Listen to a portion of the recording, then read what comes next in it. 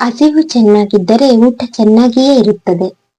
ನಮಸ್ಕಾರ ಸ್ನೇಹಿತರೆ, ಇವತ್ತಿನ ವಿಡಿಯೋದಲ್ಲಿ ನಾನು ಗೋಲ್ಡನ್ ಬಟನ್ ಮಶ್ರೂಮ್ ಸಾಂಬಾರ್ ಮಾಡ್ತಾ ಇದ್ದೀನಿ. ತುಂಬಾ ರುಚಿಯಾಗೂ ಇರುತ್ತೆ, ಆರೋಗ್ಯಕ್ಕೂ ತುಂಬಾ ಒಳ್ಳೆಯದು. ಹಂಗಾಗಿ ಸಾಂಬಾರಿಗೆ ಏನೇನು ಬೇಕು ಅಂತ ಫಸ್ಟ್ ತಗೊಂತಿದ್ದೀನಿ ನೋಡಿ.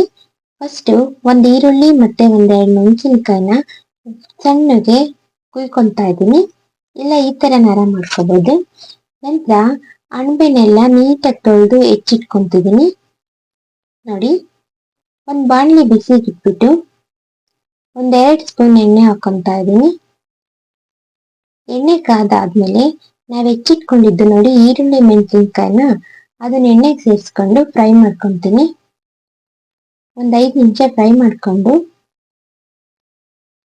ನಂತರ ನೋಡಿ 1 ಸ್ಪೂನ್ ಶುಂಠಿ ಬೆಳ್ಳುಳ್ಳಿ ಪೇಸ್ಟ್ ಹಾಕೊಂತಾ ಇದ್ದೀನಿ. ನಂತರ ಹೆಚ್ಚಿಟ್ಕೊಂಡಿರೋ ಮಶ್ರೂಮ್ ಅಂದ್ರೆ ಅಣಬೆಯನ್ನು ಸಹ ಸೇರಿಸ್ಕೊಂತಾ ಇದ್ದೀನಿ. ಅದನ್ನು ಸಹ ಎಣ್ಣೆಗೆ ಚೆನ್ನಾಗಿ ಫ್ರೈ ಮಾಡ್ಕೋಬೇಕು. ಅರ್ಧ ಇಲ್ಲೇ ಬೆಂದೋಗ್ಬಿಡುತ್ತೆ, ಬೇಗ ಬೇಯುತ್ತೆ ಮಶ್ರೂಮ್.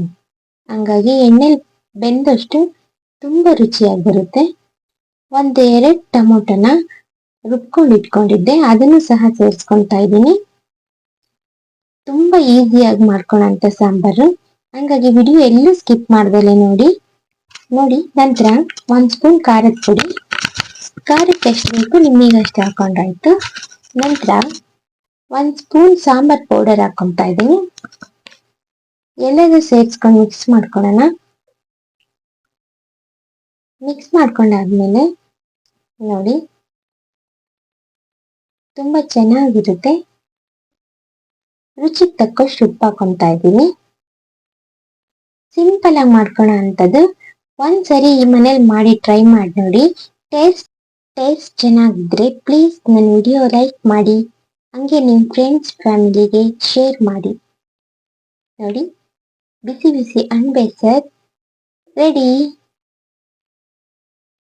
ನೋಡಿ, ಮೇಲೊಂದು ಸ್ವಲ್ಪ ಕೊತ್ತಂಬರಿ ಸೊಪ್ಪು ಹಾಕೊಂಡು ಈ ತರ ಮುಚ್ಚಿಟ್ಬಿಟ್ಟು 10 ನಿಮಿಷ ಬೇಯಿಸ್ಕೊಂಡ್ರೆ ಸಾಕು. ಗೋಲ್ಡನ್ ಮಶ್ರೂಮ್ ರೆಡಿ ಆಗುತ್ತೆ. ಚಪಾತಿಗಾರು ಆಗುತ್ತೆ, ರೈಸ್ಗಾರು ಆಗುತ್ತೆ. ನೋಡಿ, ಪ್ಲೀಸ್ ನನ್ನ ಚಾನೆಲ್ ಸಬ್ಸ್ಕ್ರೈಬ್ ಮಾಡೋದು ಮರಿಬೇಡಿ. ನೋಡಿ, ಬಿಸಿ ಬಿಸಿ mushroom sambar ready. Thank you for watching.